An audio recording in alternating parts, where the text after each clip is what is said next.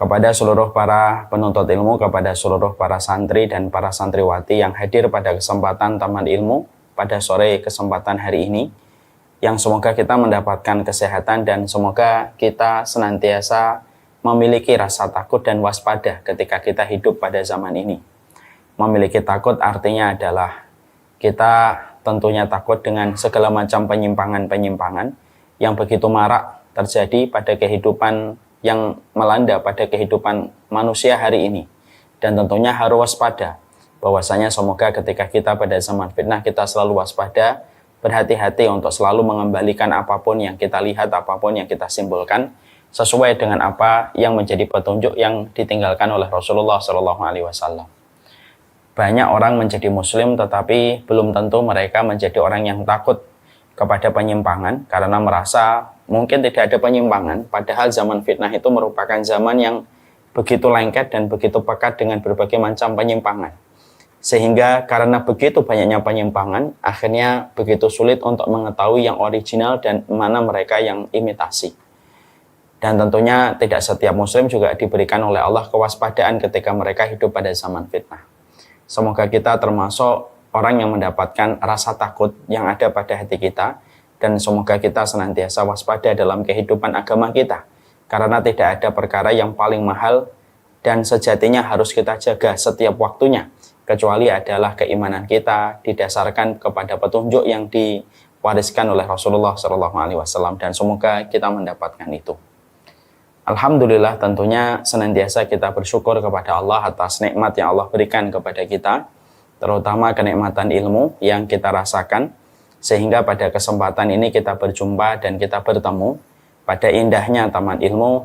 Semoga taman-taman ilmu yang kita peroleh dan taman ilmu yang kita dapatkan menjadi salah satu sebab kita banyak mengalami bentukan kebaikan dalam kehidupan kita. Manusia itu secara sederhana terbagi menjadi dua. Ada manusia yang mereka terbentur, baru terbentuk. Ada manusia yang kedua, ada manusia yang mereka itu terbentuk sebelum ada benturan. Tentunya ketika kita mengetahui manusia itu ada dua, ada manusia yang pertama, dia harus mengalami banyak benturan, baru akhirnya dia belajar dan akhirnya terbentuk. Persis sebagaimana yang dikatakan Tan Malaka, terbentur. Sebenarnya ini juga tidak salah, tapi tentunya sangat disayangkan kalau ada di antara manusia yang mengalami benturan demi benturan supaya dia baru terbentuk. Karena sesungguhnya tentunya banyak waktu dan banyak kesempatan yang akhirnya terbuang sia-sia hanya karena mengalami banyak benturan pada kehidupan. Saya pernah menjumpai ada seseorang yang mengatakan, pasangan saya itu tipenya keras Ustaz. Kalau tidak dengan benturan sendiri dia tidak akan tahu dan tidak menyadari. Saya lalu berkomentar, ya enggak apa-apa, cuma disayangkan kalau manusia itu harus mengalami benturan dulu, baru akhirnya dia menyadari dan akhirnya membentuk poros pelajaran pada hidupnya. Ada manusia yang kedua itu adalah mereka yang terbentuk sebelum ada benturan, bahkan terhindar dari benturan. Ini merupakan tipe manusia yang mereka dengan jujur menerima petunjuk yang datang dari Allah dan Rasul-Nya. Dia mengikuti dengan jujur setiap apapun yang ditetapkan oleh Allah dan Rasul-Nya.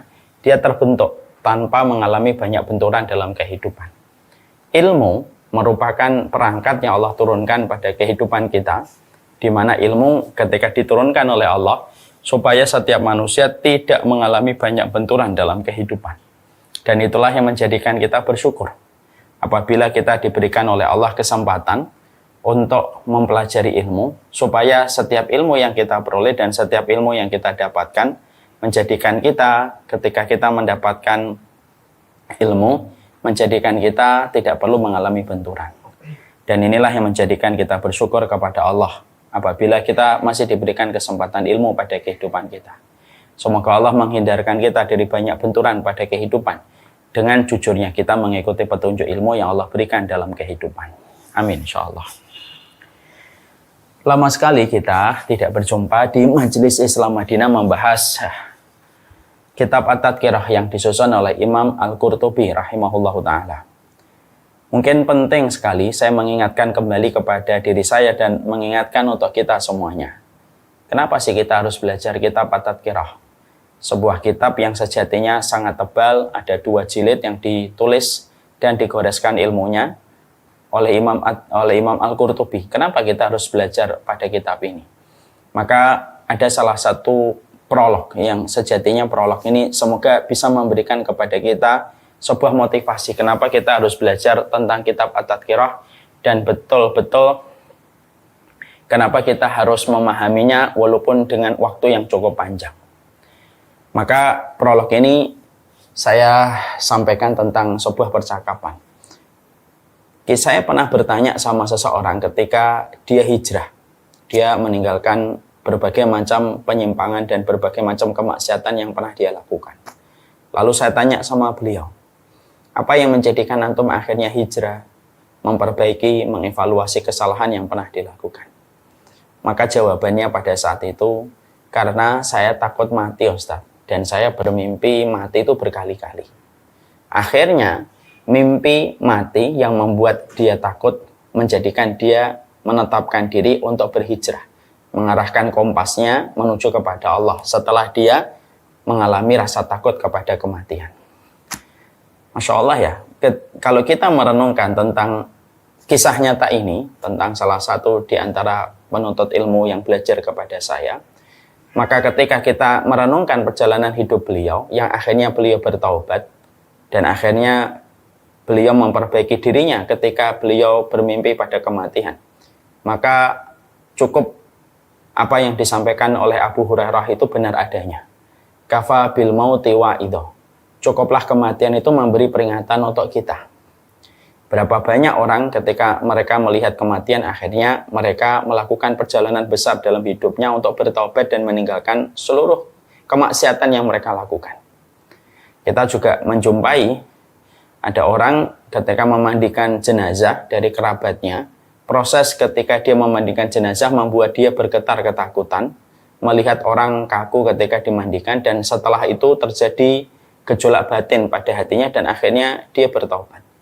Maka itulah yang menjadikan kita betul-betul memahami bahwasanya kematian itu merupakan sebuah nasihat yang terindah pada kehidupan kita. Terkadang ada manusia ketika mereka diberikan nasihat oleh lisan, belum tentu telinganya terbuka dengan jujur untuk menerima nasihat itu. Berapa banyak orang terkadang mendapatkan nasihat lewat tulisan, belum tentu matanya jujur ketika membaca tulisan itu. Tapi manusia, insya Allah, kalau hatinya masih fitrah, manusia itu pada dasarnya akan jujur ketika menerima nasihat disampaikan dari pesan-pesan kematian yang seharusnya menjadi pelajaran dalam kehidupan kita. Nah, inilah yang menjadikan kita semakin paham, ya. Maka inilah yang menjadikan kita semakin mengerti kenapa kita mempelajari kitab At-Tadhkirah, perjalanan mempelajari tentang kematian sampai manusia berdiri di hadapan Allah. Ya karena kita ingin tahu, karena kita ingin sekali memberikan nasihat yang paling jujur untuk hati kita. Karena pada dasarnya nasihat itu akan membentuk banyak poros kebaikan dalam kehidupan kita. Nah, inilah yang menjadikan kita mempelajari kitab At-Tadhkirah. Kita pada kesempatan ini akan melanjutkan pembahasan kita. Kalau tidak salah kita sampai pada halaman 438. Bagi yang membawa kitab At-Tadhkirah silahkan dibuka. Pada kesempatan ini kita akan mempelajari tentang hal-hal yang berkaitan tentang kematian, di mana pada pembahasan ini Imam Qurtubi menjelaskan secara detail tentang kematian. Hari ini banyak kaum muslimin yang mereka mengalami penyempitan makna dan penyederhanaan masalah kiamat. Bahwasanya masalah kiamat adalah hari ketika gunung diterbangkan sebagaimana aneh-aneh, lalu kita nanti dibangkitkan menuju kepada Allah. Hanya sebatas itu. Padahal hari kiamat tidak sesederhana yang mungkin kita bayangkan dan kita persepsikan. Terlebih lagi ketika persepsi itu merupakan persepsi yang ada semenjak dari kita kecil dan tidak mengalami banyak perubahan sampai kita dewasa karena kurangnya kita menggali informasi. Nah, ini termasuk salah satu fenomena yang kurang benar, yaitu fenomena menyempitkan makna tentang hari kiamat, bahwasanya hari kiamat disifati dengan satu sifat. Padahal Allah mensifati hari kiamat dengan puluhan sifat yang Allah tuangkan di dalam Al-Quran. Dan kita harus menggali satu persatu sifat-sifat hari kiamat, karena seluruh sifat yang diceritakan oleh Allah merupakan sebuah kondisi yang pasti akan terjadi di mana setiap dari kita akan melewati satu episode dari setiap sifat-sifat yang telah diterangkan oleh Allah di dalam Al-Quran dan telah diterangkan oleh Allah di dalam Al-Hadis. Makanya sampai ada sebagian ulama yang mengatakan, saking begitu pentingnya sifat-sifat hari kiamat, Allah paling banyak menceritakan hari kiamat dengan sifat-sifatnya di dalam Al-Quran dan tidak melalui hadis yang disampaikan oleh Rasulullah SAW. Karena hampir 80% sifat-sifat hari kiamat tentang namanya, tentang kondisinya, tentang keadaannya, maka diceritakan globalnya secara banyak, beragam di dalam puluhan ayat. Dan itu hanya di dalam Al-Quran. Sisanya penjelasan detailnya baru di dalam hadis. Untuk betul-betul menunjukkan kepada kita besarnya perhatian Allah tentang hari kiamat, sampai Allah sendiri yang maha besar saja mengatakan bahwasanya hari kiamat itu hari yang besar, padahal yang mengatakan adalah zat yang maha besar. Berarti betul-betul luar biasa seluruh kejadian dan seluruh apapun yang terkait pada waktu hari kiamat. Makanya kita membaca di dalam surat An-Naba, yaitu peristiwa yang agung, amma yatasa'alun anin naba'il adzim, yaitu tentang perkara apa mereka saling bertanya, yaitu tentang perkara yang agung. Apa itu perkara yang agung? Perkara hari kiamat. Dan yang menetapkan An-Naba, menjadikan peristiwa hari kiamat merupakan peristiwa yang agung, yang menetapkan Allah. Dan ketetapan Allah itu bersifat mutlak. Kalau yang mengatakan perkara agung adalah manusia, ya wajar karena manusia itu kecil, sehingga apapun yang lebih besar dari dirinya dikatakan agung dan lebih besar. Tapi kalau yang mengatakan besar itu adalah Allah yang maha besar, sampai mengatakan anin naba'il azim, disifati dengan kata al-azim pada ayat yang kedua pada surat An-Naba, maka betul-betul menunjukkan bahwasanya hari kiamat itu peristiwa besar sekali. Dan sesungguhnya peristiwa besar itu tidak diceritakan oleh Allah, tidak disampaikan oleh Allah hanya dengan satu dan dua sifat, tetapi diceritakan oleh Allah dengan beragam sifat, di mana sifat-sifat hari kiamat dengan nama yang sangat beragam pada hari kiamat, karena nama kiamat itu namanya banyak. Diterangkan dengan banyak nama yang beragam pada hari kiamat untuk menunjukkan betapa banyaknya peristiwa yang akan terjadi, sehingga setiap peristiwa yang akan terjadi, fenomena apa yang akan terjadi, mewakilkan atau menyetorkan satu nama untuk menjadi ragam dari nama hari kiamat itu sendiri. Nah, ini yang menjadikan kita harus paham. Kita tidak boleh terjangkiti sebuah penyempitan makna tentang hari kiamat. Setelah kita memahami bahwasanya kita tidak boleh terkena sebuah sindrom penyempitan makna tentang kiamat, bahwasanya kiamat nanti kita mati, seluruh manusia dibangkitkan, lalu kita tidak lebih memiliki pemahaman dari itu, ini kita akan menyampaikan dulu, ya, akan menyampaikan terlebih dahulu. Apa sih pentingnya kita beriman kepada hari akhir? Dan tentunya hari akhir dimulai dengan sebuah gerbang besar yang bernama dengan hari kiamat. Karena mungkin banyak di antara kita yang masih belum memahami sepenting apa beriman kepada hari akhir, di mana rangkaian hari akhir itu gerbang pertamanya, rangkaian yang pertama itu adalah tentang kiamat. Dan kita harus paham kenapa Allah selalu menyebutkan iman kepadanya dikaitkan dan digandingkan dengan iman kepada hari akhir. Pada rukun iman ada 6, ada kepada malaikat, ada kepada rasul, ada kepada kitab, ada kepada takdir. Tapi ketika kita menjumpai di dalam hadis, kita menjumpai di dalam Al-Quran, Allah lebih dominan menyebutkan kata iman kepada Allah dan iman kepada hari akhir yang dituangkan di dalam wahyunya di dalam Al-Quran, dan itu juga disampaikan oleh Rasulullah. Kenapa penyebutan iman kepada Allah dikaitkan dengan iman kepada hari akhir? Ini tentunya harus kita pahami dulu, setidaknya untuk membentuk persepsi yang benar, supaya kita memiliki sebuah pemahaman yang utuh. Kenapa ada iman kepada hari akhir, dan itu merupakan bagian dari rukun, bukan merupakan bagian dari furu'. Rukun itu pokok, furu' itu adalah cabang. Maka setidaknya kalau kita menjumpai dari banyak sekali yang dijelaskan oleh para ahli ilmi, yang pertama, kenapa ada iman kepada hari akhir?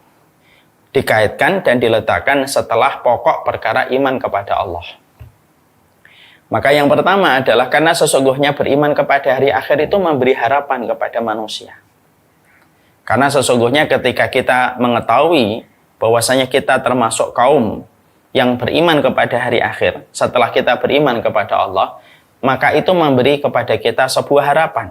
Siapapun yang tidak mendapatkan keadilan ketika di dunia, keadilan itu akan kamu dapatkan pada perjalanan babak yang kedua, yaitu ketika ditegakkan hari kiamat pada perjalanan kita di hari akhir, yaitu di hari kiamat. Kalau kamu pernah menderita sebuah penyakit yang tidak pernah kamu duga, tidak pernah kamu bayangkan, lalu penyakit itu datang kepadamu, maka kamu memiliki sebuah harapan bahwasanya penyakit itu akan mendatangkan kebaikan karena kamu belajar dari apa yang disabdakan oleh Rasulullah. Tidaklah setiap orang yang mendapatkan penyakit sampai tertancapnya duri, maka kecuali menggugurkan dosa, dan gugurnya dosa itu menjadi sebuah kelapangan dan menjadi jalan keselamatan di hari akhir. Kalau ada orang yang menjadi objek kezaliman, dari objek sesuatu, atau dia mendapatkan kesedihan yang tidak berujung pada kehidupan di dunia, maka dia memiliki sebuah asa ketika membicarakan hari akhir. Makanya Masya Allah, iman kepada hari akhir itu luar biasa dampaknya pada kehidupan. Memberikan kepada kita harapan, memberikan kepada kita asa, memberikan kepada kita mimpi yang pasti kita akan peroleh pada kehidupan berikutnya, di mana itu akan betul-betul meringankan beban perjalanan kita hidup di dunia, karena kita tahu ada babak kedua yang akan kita temukan, dinamakan babak kedua itu adalah hari akhir, di mana semua itu kita akan mendapatkan apa yang tidak kita dapatkan pada kehidupan di dunia. Makanya maaf ya, saya tidak bisa membayangkan kalau manusia pada kehidupan ini, maka mereka tidak ada hari akhir. Kalau manusia pada kehidupan kita tidak ada hari akhir, saya tidak bisa membayangkan kalau manusia itu tidak ada hari yang kedua, tidak ada babak yang kedua, yaitu hari akhir. Maka yang mendapatkan kezaliman, dia tidak ada lagi harapan untuk mendapatkan keadilan. Mereka yang menderita penyakit atau mendapatkan kekecewaan, maka dia tidak akan mendapatkan waktu untuk membasuh semua penderitaan yang mereka pernah dapatkan. Kalau mereka ditinggalkan orang yang mereka cintai, maka tidak ada lagi mimpi untuk berjumpa dengan mereka, keluarga yang telah mendahului mereka di dalam kematian, kalau tidak ada iman kepada hari yang kedua yang disebut dengan iman kepada hari akhir. Ya, makanya iman kepada hari akhir itu memberi harapan, meringankan beban kita dalam kehidupan ini ketika semua kita kembalikan dan kita kaitkan kepada iman kepada hari akhir. Kalau kalian, saya rindu dengan Bapak dan Ibu kita, masih ada harapan berjumpa kembali pada kehidupan berikutnya yang diatur oleh Allah dengan sebaik-baik pengaturan. Dan semua itulah yang menjadikan kita paham. Salah satu di antara perkara yang betul-betul memberikan harapan, memberikan kekuatan, membangkitkan optimisme, memberikan asa pada kehidupan, yaitu adalah ketika kita beriman kepada hari akhir. Makanya saya tidak bisa membayangkan kalau kehidupan kita hari ini tidak ada iman kepada hari akhir. Kalau engkau dikhianati, terus kapan kamu akan mendapatkan keadilan kalau tidak ada iman kepada hari akhir? Makanya kalau ada orang yang mengatakan you only live once, kamu hanya hidup satu kali, saya nggak bisa membayangkan itu pemahaman itu kalau benar. Saya tidak bisa membayangkan itu. Yang ditempa dengan rindu, ketika ada keluarga yang dia cintai meninggal dunia, kapan rindu itu akan terobati kalau tidak ada hari akhir? Kalau dia tersakiti, dia terkhianati, kapan dia akan mendapatkan hari untuk membasuh semua kekecewaan yang dia peroleh kalau tidak ada iman kepada hari akhir? Makanya bobroknya manusia ketika manusia itu mereka mendustakan keimanan kepada hari akhir. Makanya itulah yang menjadikan kita paham. Iman hari akhir itu memberi harapan. Iman kepada hari akhir memberikan optimisme, memberikan asa, memberikan mimpi yang tentunya akan kita peroleh karena pada kehidupan hari akhir semuanya betul-betul akan diatur oleh Allah dengan sebaik-baik keadilan, yang mana pada kehidupan di dunia mungkin keadilan tidak kita dapatkan dari sesama manusia. Ini yang pertama. Yang kedua, kalau kita beriman kepada hari akhir, maka sesungguhnya iman kepada hari akhir itu menjadi tali kekang untuk kita. Karena tidak ada tali kekang yang bisa menjadikan kita menahan diri dari perbuatan-perbuatan melampaui batas kecuali ketika kita beriman kepada hari akhir. Kalau bukan karena ada hari akhir, ya, tentunya yang zalim tidak ada lagi yang bertaubat. Kalau tidak ada iman kepada hari akhir, orang yang berzina juga tidak akan pernah menyesali perzinahannya. Kalau tidak ada iman kepada hari akhir, orang yang makan uang rakyat ataupun orang yang makan uang yang bukan haknya, mungkin mereka tidak akan pernah menyesali dengan perbuatan yang mereka lakukan. Kalau tidak ada keimanan kepada hari akhir, orang yang melakukan pembunuhan pun mungkin hanya 1 kali 2 atau 1 hari 2 hari dia menyesal, setelah itu dia tidak akan menyesal. Tapi justru ketika kita tahu ada iman kepada hari akhir pada gerbang yang dimulai dengan hari kiamat yang nanti ditegakkan oleh Allah, maka disitulah tali kekang untuk menahan manusia dari berbagai macam tindakan syahwat yang melampaui batas ketika dia beriman kepada hari akhir. Itulah yang akan menjadikan seorang istri, kalau dia beriman kepada hari akhir, dia tidak akan berkhianat kepada suaminya. Itu pula yang menjadikan seorang laki-laki ketika dia beriman kepada hari akhir, maka sesungguhnya dia tidak akan melampiaskan syahwatnya kepada setiap orang ketika dia tahu bahwasanya perkara zina merupakan perkara yang berat di sisi Allah.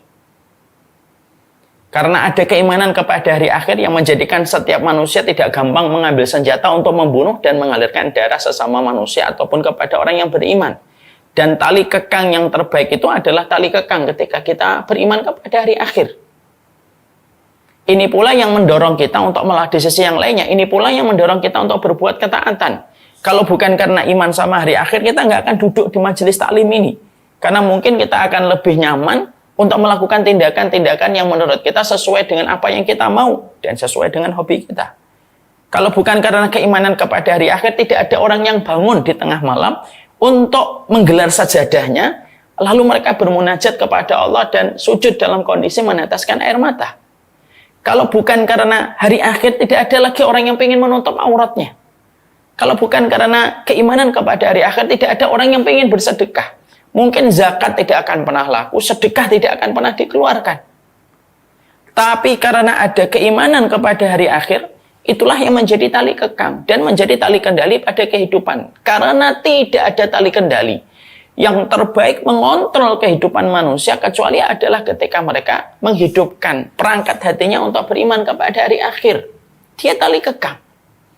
Makanya semakin dalam kamu memasukkan hari akhir, maka semakin banyak sensitif yang akan terjadi pada kehidupan kita. Kenapa? Semakin beriman kepada hari akhir, semakin sensitif hatimu.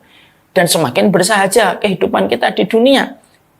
Karena keimanan pada hari akhir itu memberikan dampak yang luar biasa pada kehidupan. Kita pernah temukan Umar bin Khattab radhiyallahu anhu. Umar bin Khattab radhiyallahu anhu, beliau pernah menangis. Lalu ketika ditanyakan, apa yang menjadikan beliau menangis? 5 tabki. Kenapa engkau menangis? Ya? Kenapa engkau menangis, wahai Umar bin Khattab?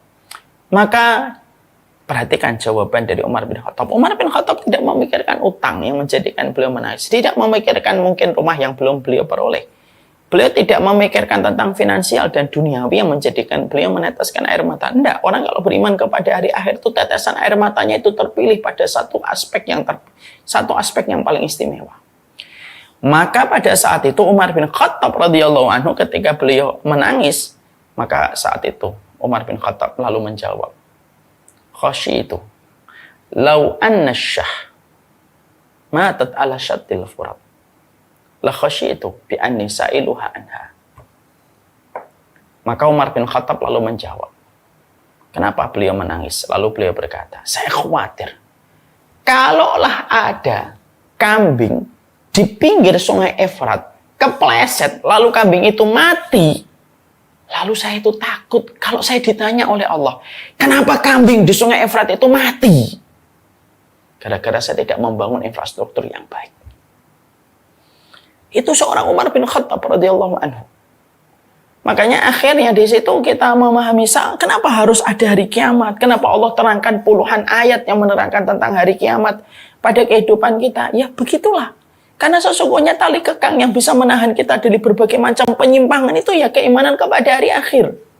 Tidaklah mereka yang menyimpang terhadap jalan kebenaran, lalu ketika mereka menyimpang dari jalan kebenaran dan bertahan atas penyimpangannya, kecuali selalu alasannya sederhana. Karena di dalam hatinya sudah tidak ada lagi iman kepada hari akhir. Orang kalau tidak memiliki konsep keimanan kepada hari akhir, supaya kehidupannya berlanjut pada kebaikan, mungkin dia akan menolak memiliki keturunan. Karena apa? Ia merasa hidupnya itu ya haknya dia. Lalu merasa bahwasanya hidup itu akan berputar untuk dia. Akhirnya dia menolak untuk punya keturunan. Kadang memiliki keturunan itu memang merepotkan, betul. Tapi kita harus nanya, apa sih hidup di dunia yang tidak merepotkan? Tapi kerepotan ketika kita mendidik anak itu ada Allah yang menjadi sandaran dan ada hari kiamat yang menjadi sebuah harapan. Sehingga akhirnya hidup itu bukan sekali lagi tentang kita semata. Maka iman kepada hari akhir inilah yang menjadikan kita akhirnya memahami betul betapa besarnya dampak yang kita rasakan ketika kita beriman kepada hari akhir. Ya. Seorang istri taat kepada suaminya, walaupun dia memiliki perasaan yang panjang, yang terkadang perasaannya tidak sama dengan logika suaminya pada satu dua keputusan-keputusan tertentu. Tapi dia tetap bisa taat kepada suaminya itu ya karena dia beriman kepada hari akhir. Bahwasanya dia mengimani di balik punggung suaminya ada 8 pintu surga. Dan itu yang akan menjadikan kita memahami betul. Orang yang beriman kepada hari akhir itu akan menjadi tali kendali dalam kehidupan. Coba kita bayangkan. Kalau kita mengimani kehidupan kita sebagaimana keimanan komunisme. Wah, apa nggak babak belur kita? Kita akhirnya akan mendapati orang dolim, tidak akan pernah merasa rugi dengan kedolimannya, dan tidak pernah merasa takut dengan kedolimannya. Ya. Orang yang pelit, maka terus akan pelit-pelitan, dan dia tidak akan pernah mengeluarkan apapun itu. Kalau dia tidak beriman sama hari akhir. Makanya Masya Allah ya, segala puji bagi Allah yang telah menyelamatkan bangsa ini dari komunisme. Dan keberkahan kepada para pahlawan-pahlawan yang telah menyelamatkan negara kita yang tercinta dari komunisme. Saya tidak bisa bayangkan kalau komunis di dalam pikiran kita sosialisme, di dalam agnostik, sampai terjadi pada kehidupan. Masya Allah itu. Tidak ada tali kendali. Yang kuat akan menindih yang lemah. Yang lemah tidak punya harapan. Untuk mengharapkan keadilan apa yang bisa diharapkan kalau hidup hanya sekali? Maka disitulah kita memahami poin yang kedua.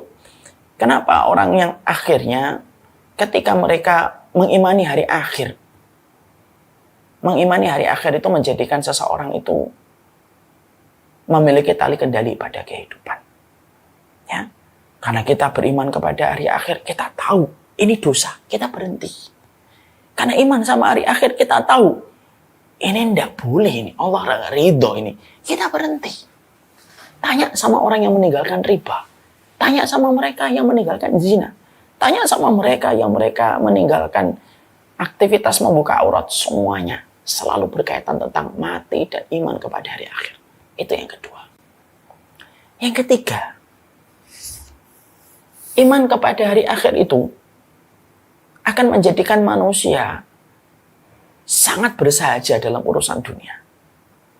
Jadi kalau sudah beriman kepada hari akhir itu apa? Bersahaja dalam urusan dunia. Bukan masalah kaya atau miskinnya, bukan itu. Bisa jadi dia kaya, tapi bersahaja. Bisa jadi dia miskin, tapi dia memiliki rasa kecukupan. Karena dia tahu betul bahwasanya semua apapun yang dia jumpai dan apapun yang dia alami ini, ataupun berapapun yang dia peroleh, dia tahu bahwasanya itu akan dia tinggalkan. Dan tidak ada yang paling penting yang menjadi fokus perhatian dan konsentrasi dirinya kecuali bagaimana kehidupan nanti di babak yang kedua. Kehidupan babak kedua itu merupakan sebuah kehidupan yang selalu dihadirkan sama mereka yang beriman sama hari akhir. Akhirnya yang kaya itu tahu dan dia tidak akan sombong. Dia tidak akan sombong dengan kekayaannya. Kalau orang itu beriman sama hari akhir. Karena tahu kekayaan itu pun hanya bertahan ketika hidup. Dan akan berhenti ketika dia mati pada hari akhir ketika sudah datang dengan kematiannya. Karena kematian itu kiamat kecil. Dan kiamat itu bagian dari hari akhir. Orang yang miskin, maka sesungguhnya orang yang miskin itu akhirnya mereka itu punya sebuah kebahagiaan dan kelapangan ketika dia tahu bahwasanya kemiskinannya itu hanyalah bertahan hanya untuk kehidupan yang sementara di dunia, dan ketika mati bisa jadi semuanya berubah ketika dia selalu mengikuti apa yang menjadi petunjuknya Allah. Makanya akhirnya hidupnya bersahaja dan tahu mana perkara yang perlu segera dilakukan dan diprioritaskan dan mana perkara yang tidak perlu diprioritaskan. Bapak dan Ibu pernah nggak sekali-kali mungkin berpikir ya, kenapa ya kalau kita datang ke kota Madinah dan kota Mekah, kita tidak menjumpai istananya Rasulullah. Kita tidak menjumpai istananya Abu Bakar. Bahkan juga kita tidak menjumpai istananya Abdurrahman bin Auf dan Utsman bin Affan. Kita ini kalau umroh, saya sering sekali menyampaikan materi-materi ini kalau lagi jalan-jalan ke kota Madinah gitu. Bapak dan Ibu tahu nggak mana itu bekas rumahnya Abdurrahman bin Auf? Mana itu bekas rumahnya Utsman bin Affan? Tidak ada. Karena bersahajanya hidup mereka walaupun mereka bergelimang dengan harta. Ini akan berbeda sekali kalau kita mungkin diberikan kesempatan datang ke Italia, datang ke Inggris. Kalau kita mungkin masih jalan-jalan ke sana, kita masih banyak melihat dan menjumpai istana-istana yang ditinggalkan oleh para raja yang hidup puluhan tahun atau ratusan tahun yang lalu. Istananya kayak apa, bekas makanannya kayak apa, perabotannya kayak apa. Lengkap. Bahkan pakaian-pakaian mereka masih tersimpan rapi. Saya terkadang mengambil sebuah hikmah, insight. Seakan-akan Nabi dan para sahabat itu ngajarin kepada kita. Hidup yang mereka kelola ketika mereka menjalani kehidupan itu kehidupan yang berinvestasi pada kehidupan berikutnya. Makanya mereka tidak meninggalkan jejak dan bekas yang banyak pada apa yang mereka miliki ketika hidup di dunia. Makanya akhirnya kita tidak menjumpai apa yang ditinggalkan oleh Nabi dan para sahabat kecuali contoh kehidupan, ketaatan, dan penghambaan mereka kepada Allah. Masya Allah ya. Itulah yang menjadikan kita paham. Iman sama hari akhir itu membuat kehidupan kita bersahaja. Kita tahu prioritas kita itu mana. Mungkin pernah mendengar kisah tentang Ali Banat, salah satu miliarder dari Australia. Bagaimana dampak dari sebuah takdir yang beliau dapatkan, yaitu ketika beliau divonis dengan kata kanker. Kehidupannya sebelum adanya penyakit itu divoniskan kepadanya, kehidupan sebelumnya dan sesudahnya sangat berbeda. Ketika pada kehidupan sebelum dia merasa dekat dengan kematian, ketika dia masih sehat, tidak ada yang dia lakukan kecuali berfoya-foya dengan apa yang beliau miliki. Mendapatkan harta di usia muda, apa yang dilakukan kalau tidak punya iman? Ya, hanya sebatas untuk menunjukkan eksistensi di depan manusia semata. Lalu akhirnya takdir Allah. Beliau menderita kanker. Divonisnya, apa yang terjadi? Berubah 180 derajat. Maka akhirnya beliau berubah. Beliau mengalokasikan semua hartanya kepada perkara-perkara yang mengarah pada satu investasi yang dia niatkan untuk membangun rumahnya kembali di jalan Allah. Kita pada kehidupan diajari oleh iman kepada hari akhir. Hidup itu bukan apa yang akan kita peroleh di dunia, tapi apa yang akan kita dapatkan ketika kita setelah mati. Coba deh renungi kalau kita sholat jenazah. Kalau kita sedang sholat jenazah, di antara doanya apa? Allahumma firlahu warhamhu wa'afihi wa'afu anhu wa akrim nuzullahu wa wasi' madkhalahu waqsilhu bil ma'i wasalji wal barad wa naqihi minal khataya kama yunaqqa sabal abyatu minad danas wa abdilhu daran khairan min darihi wa zawjan khairan min zawjihi wa ahlan khairan min ahlihi. Salat jenazah itu ngajarkan kita tentang pola hidupnya orang mukmin itu. Salah satunya kita dapatkan kurikulumnya kalau kita merenungi dan mentadaburi sholat jenazah. Orang ketika sholat jenazah itu, maka kita mengatakan, wa abdil hudaran khairan min dari. Ya Allah, gantikanlah rumahnya yang ada di alam barzah jauh lebih baik daripada rumahnya di dunia. Pasangannya atau orang yang menemaninya jauh lebih baik daripada pasangan yang ada di dunia. Dan berikanlah kepadanya keluarganya yang jauh lebih baik daripada yang ditinggalkan ketika di dunia. Apa yang kita peroleh pada perkara itu? sholat jenazah mengajari kita tentang kurikulum hidup. Bahwasanya hidup itu adalah bagaimana kita membangun apa yang menjadi kehidupan berikutnya. Dan itu tidak bisa kita dapatkan kalau kita tidak mengimani hari akhir dengan adanya sebuah kematian yang datang. Ya, makanya inilah yang menjadikan kita paham. Hidup itu kalau sudah beriman kepada hari akhir dengan benar, kalau iman kita kepada hari akhir sudah jujur, maka masalahnya bukan apa yang kita beli, tapi apa yang kita manfaatkan untuk bisa kita lihat kembali pada hari akhir. Apa yang kita beli belum tentu akan bermanfaat pada kehidupan kita berikutnya. Belum tentu. Ya, kita membeli baju, pasti kita tinggalkan. Kita membeli makanan, pasti akan menjadi kotoran. Tapi ketika orang itu beriman kepada hari akhir, maka dia mulai pelan-pelan, walaupun tidak 100%, bagaimanapun kita tetap hidup di dunia, tapi dia akan pelan-pelan mulai mengarahkan. Gimana ya kehidupan yang saya harus dapatkan dari rumah saya pada hari akhir, keluarga saya nanti di hari akhir, dengan apa yang dia perbuat ketika memperbaiki kualitas hidupnya. Makanya Ali Banat, semoga Allah merahmati beliau dengan rahmatan wasi'ah. Seorang ahli banat, pemuda ini, ketika tahu bahwasanya dia didiagnosa dengan penyakit kanker, lalu berubah. Rotasi poros hidupnya berubah. Lalu kiblat hidupnya berubah. Lalu dia betul-betul fokus kepada apa yang akan menjadi kebaikan di hari kematiannya. Dan itulah dahsyatnya iman kepada hari akhir. Coba kalau kita tidak beriman sama hari akhir. Dikasih 1 gunung emas, kita minta 2 gunung emas. Kita dikasih 3 gunung emas, kita akan minta 4 gunung emas. Tidak ada habisnya. Tidak ada habisnya. Makanya hari ini yang kita khawatirkan itu apa? Yang kita khawatirkan adalah dengan orang kapitalisme dan materialisme yang mereka tidak akan pernah. Yang tidak akan pernah merasa cukup dengan apa yang telah mereka peroleh. Ya. Dan itulah yang menjadikan kita akhirnya paham. Itulah yang menjadikan kita mengerti. Iman kepada hari akhir itu memiliki dampak luar biasa dalam kehidupan. Ya. Iman kepada hari akhir memberikan harapan, memberikan optimisme, memberikan asa, memberi kita mimpi-mimpi yang akan terwujud.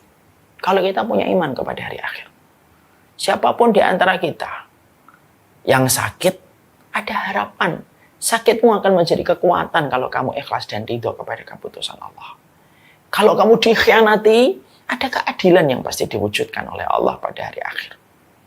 Karena sesungguhnya iman kepada hari akhir itu merupakan perkara yang memberi harapan kepada kita. Yang kedua, iman kepada hari akhir itu memberi kepada kita sebuah tali kekang pada kehidupan.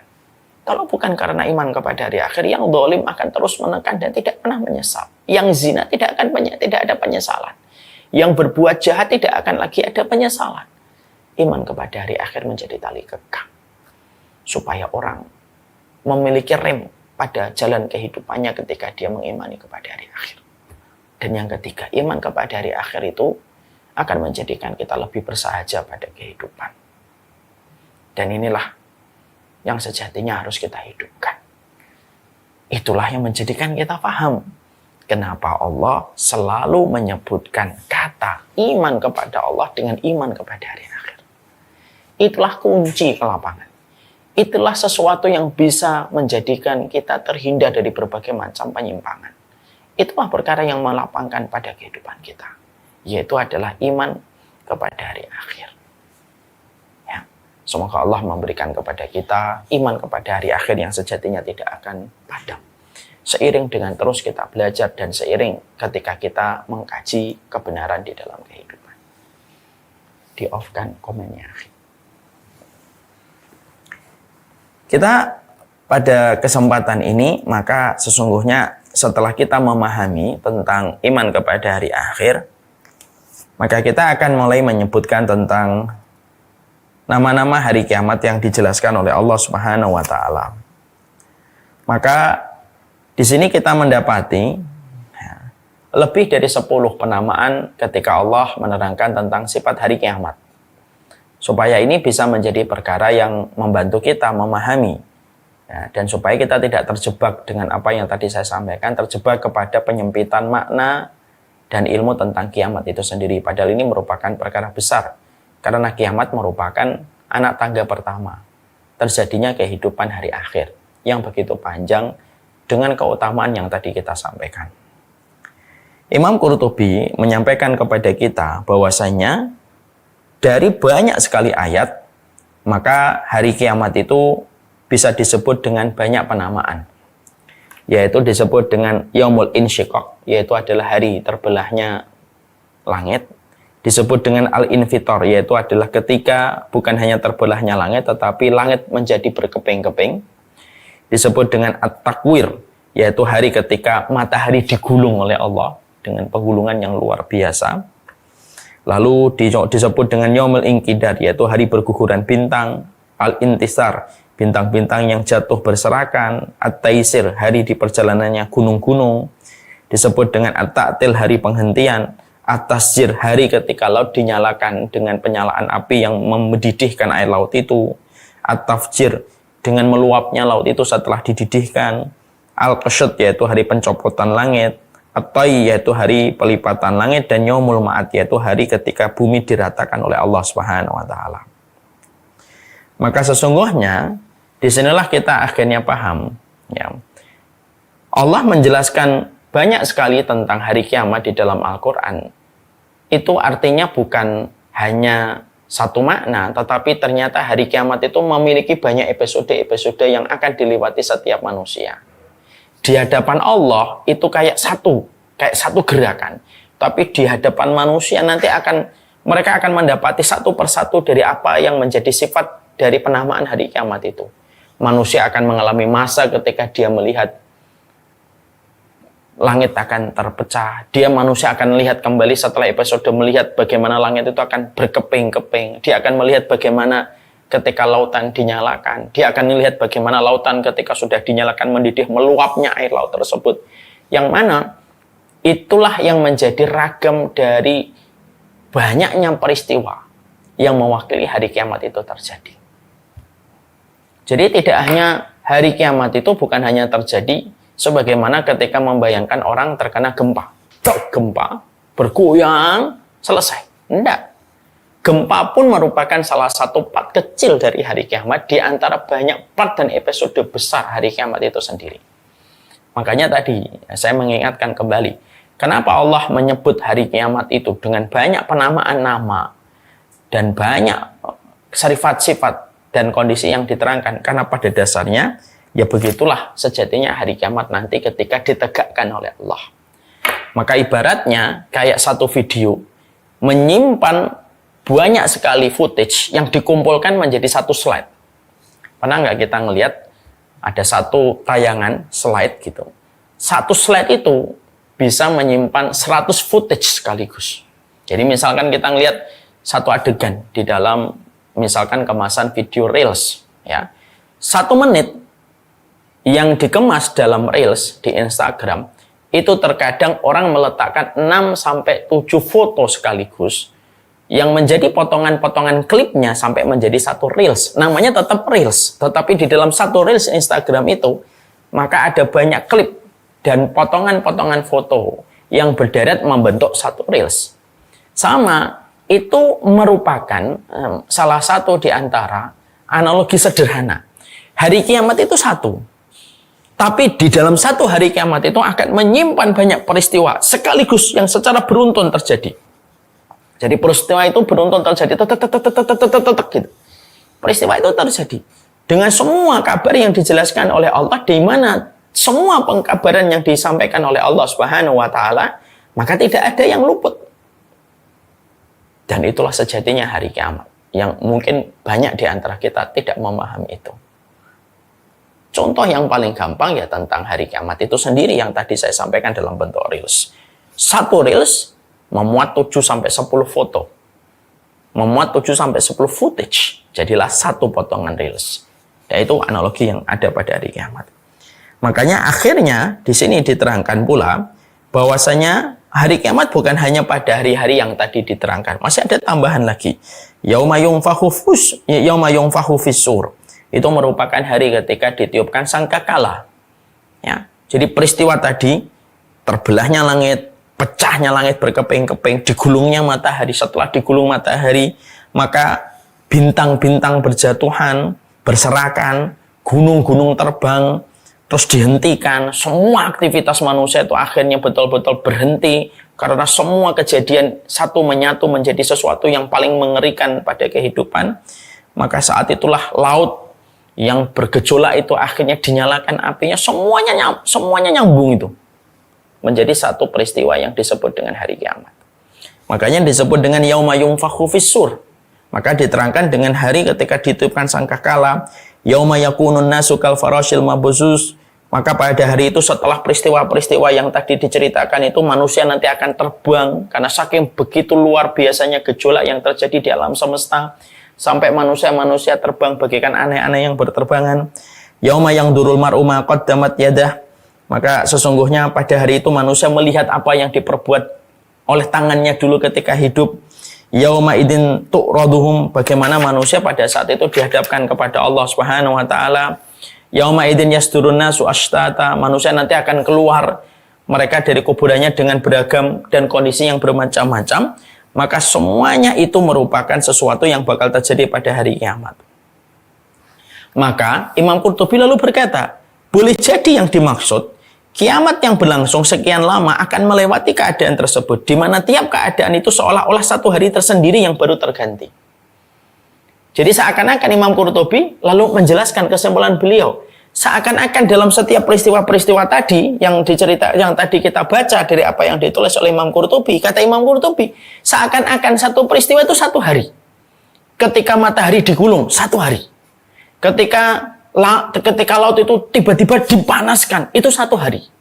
Ketika bintang nanti jatuh, berserakan, itu pun satu hari. Seakan-akan semacam itu. Karena bisa jadi dalam setiap peristiwa dan pengkabaran yang dikabarkan oleh Allah Subhanahu wa taala tidak terjadi langsung sesaat, tapi bisa terjadi satu persatu itu. Di mana setiap manusia pasti akan melewati itu dan tidak ada pengkabaran Allah tentang hari kiamat. Semuanya pasti akan terjadi.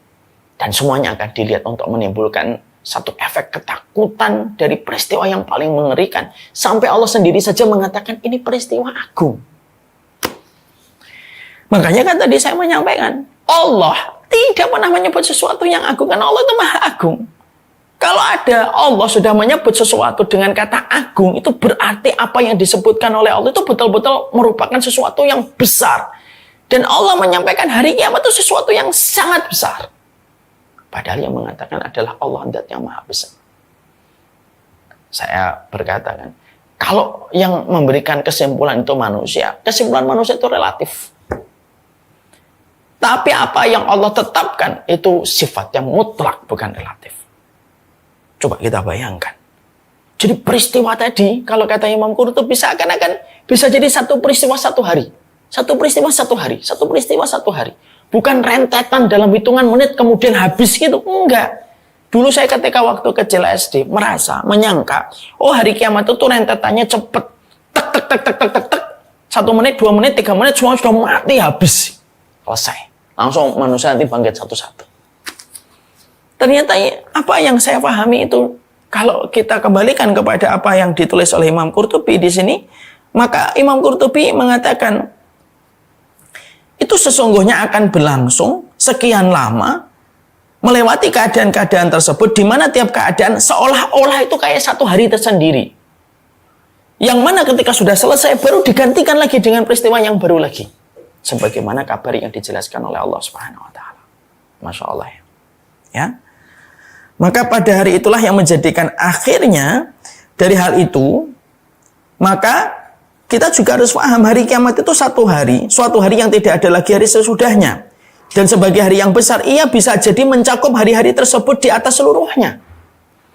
Di sisi yang lainnya, Imam Qurtubi itu mengatakan, karena hari kiamat itu merupakan satu hari yang tidak ada hari lagi dan tidak ada waktu lagi setelahnya, maka bisa jadi dalam satu hari itu, Maka karena dia disebut dengan hari yang besar, maka dia mencakup hari-hari yang panjang, hari-hari yang ada pada waktu sebelumnya, semuanya dimasukkan pada hari yang besar itu, yaitu pada hari kiamat.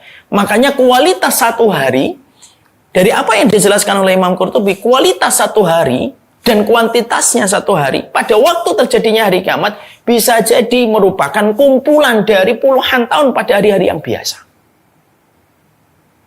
Ketika terjadinya hari kiamat itu, kata Imam Qurtubi, Masya Allah ya. Maka dikatakan oleh beliau, jadi kiamat itu satu hari bagi Allah, tapi bagi makhluknya itu merupakan hari yang panjang dan hari yang banyak. Ya. Jadi hari kiamat itu satu hari di hadapan Allah. Makanya Allah menyebutkan yaum.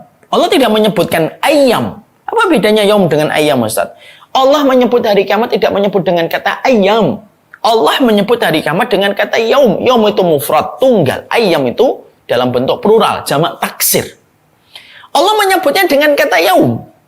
Ketika Allah menyebut hari kiamat itu dengan kata yaumun, maka Imam Qurtubi lalu menjelaskan, maka sesungguhnya Allah menyebut kata yaumun pada hari kiamat karena bisa jadi di hadapan Allah itu memang satu hari, tapi bagi makhluk itu kumpulan hari dan waktu yang panjang betul sebenarnya. Karena banyaknya peristiwa yang sudah berdesakan untuk digelar pada waktu hari kiamat sebelum nanti manusia betul-betul dihamparkan di padang mahsyar. Ya, makanya kan orang mukmin itu berdoa supaya tidak melihat hari kiamat. Karena peristiwanya besar. Sampai yang hamil saja dia melahirkan.